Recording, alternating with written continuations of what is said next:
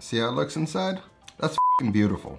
If you're Italian and you're mad at me, go ahead and leave a comment down below. Now, tiramisu is my all-time favorite Italian dessert. But between you and me, I absolutely hate making it. You need like 100 bowls. And it's basically non-stop whisking. And sometimes I wanna eat tiramisu right away. Sometimes I might have a date I wanna make tiramisu for and it's 3 or 4 in the afternoon. So I stripped tiramisu down to its bare bones and developed the easiest, laziest way to make tiramisu fast that still hits the way you want to. And it starts with the lazy way that I make the tiramisu cream. So for my cream, it's only 4 ingredients. Now, to me, the essential ingredient in a tiramisu cream is mascarpone. And to me, this is the distinguishing quality of a tiramisu cream. So I'm gonna start with about 4 ounces of the mascarpone. Then in place of making an egg custard, melting egg yolks and sugar over a double boiler, sweetened condensed milk is gonna sort of give you that custardy texture and also add sweetness without having to do any of that. So I'm gonna go in with about half this can. That's basically the same consistency as an egg custard. It's gonna give that same sweetness and body that the eggs give. Then I'm just gonna take a little vanilla, just fill the cap and hit it to give it some nice sort of aromatic vanilla flavor.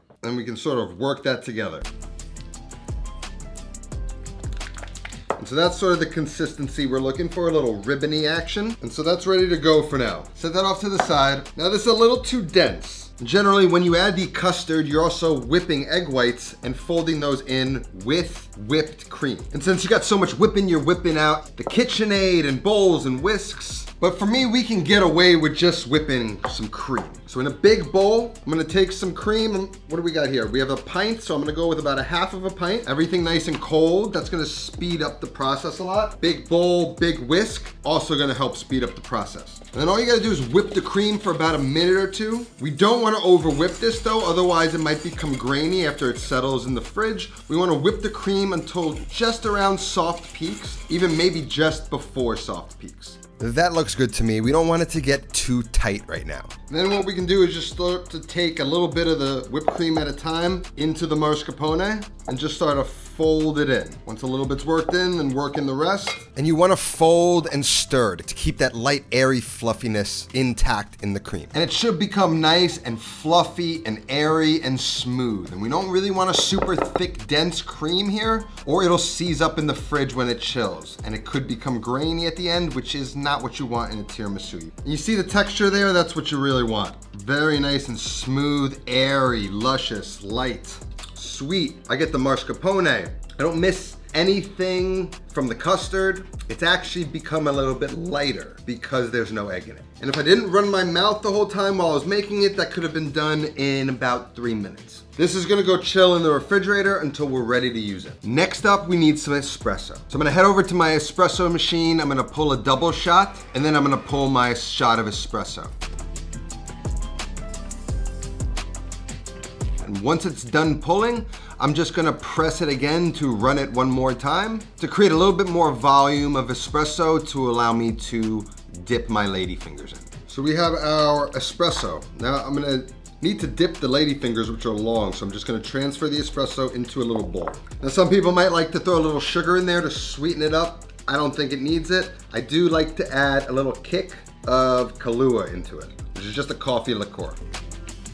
So now we have our coffee, our cream, and for this stage, we just need lady fingers. Now, mind you, all this stuff is stuff that would either be already stocked in your home or something that's easily accessible, or even having Uber Eats grab it for you last minute. As you've seen this, I'm down to my last strip of lady fingers because I actually do this often and it works. And having some lady fingers around, being able to make your espresso makes this just so easy. Now we just have to put this all together in a container. Now if I'm on a date and I wanna make it, you know, nothing too crazy to eat, but a nice little presentation, I use a little small round like this. If I've got a couple friends coming over, maybe I will throw it into this. Something like this will fit this whole sleeve. This you can get sort of 2 cups out of, and you can make like an individual portioned tiramisu, which is the route that we're gonna be going in today. Now, usually I would just drop these in, flip them, and remove them, not soak them too much. But since I wanna eat this in like 2-3 hours, I'm actually gonna steep them into the coffee just a tad bit longer than I normally would to allow a little bit more of the soaking to happen faster. So usually I would drop it in for about 1, 2, flip it, 1, 2, get it out. But I might drop it in for another flip. And as you can see, it's already starting to soak really well. So I'm just gonna cut that in half and just sort of make a little bed in the glass with the ladyfingers. Now, the reason one dip usually works is because a tiramisu sits overnight to soak everything up. Since we're eating this quickly, that second dip really just softens the ladyfingers enough so that they're not al dente when you go to eat them in an hour or 2. But once you go to eat a tiramisu and there's coffee pooling at the bottom, that's when you know you used too much. So now we have a nice bed of ladyfingers ready to accept our cream. Then I'm gonna take some of the cream and just spread it evenly across the top of the ladyfinger. Try and just push it down into any sort of crevices or creases. You just want a nice even layer. Then we can go back, dip some more ladyfingers, and then make another layer right on top. And if I feel like I kind of over soaked them a little bit, I just sort of squeeze them together like a sponge to sort of purge any excess coffee, and then just go ahead with another layer of the ladyfingers. Then another layer of the cream. Now, if your container can yield more layers, by all means add more, but I let the bowl dictate how many layers I can go. These containers come with a little cap, and this goes and sits in the fridge. Allow all of those flavors and textures to kind of marry with each other. And now sort of the longer you let those ladyfingers soften, the better. It took me about 20 minutes to film this whole process, so in about an hour or so, I feel like it would be okay to eat. Usually you have to let this sit overnight, let those ladyfingers soften, and the next day it's perfect. So into the fridge it goes. So we'll check back in like an hour or 2. Now, if I was on a date, this would be the time when I would prep everything else. Maybe I'm gonna go through and make a bigger portion of tiramisu with the rest of the ingredients, but that's it. Cream takes 3 seconds, espresso takes a minute, assembling it takes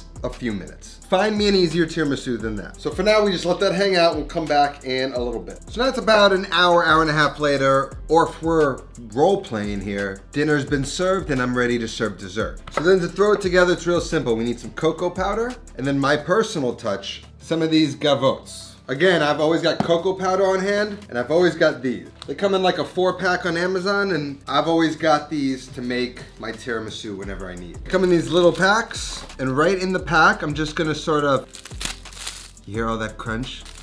And then you get all these little flakes.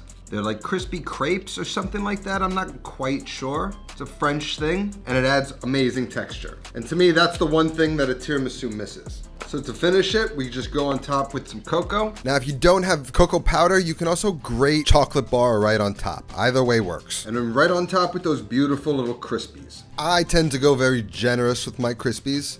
And then on top of the Crispies, another light dusting of the cocoa powder. I think it just adds a nice contrast. And now we're ready to dig into the laziest, easiest, fastest tiramisu you're ever gonna make. I'm gonna need you to give this a try and tell me if you can even tell there's no egg in it. To me, there's no real need once you've made it like this. And the texture of the ladyfingers are soft and tender, but not mush. This is the way. And I don't mean the traditional tiramisu should never be made, I just don't make it because it's annoying. So I'd rather find a way to make it that I'll actually make often and enjoy. See how it looks inside? That's f***ing beautiful. And it all came together in no time. Recipe for this is gonna be down in the description. If you're Italian and you're mad at me, go ahead and leave a comment down below. But that's all I got today, and I'll see you next time. Until then, take care of yourself and go feed yourself.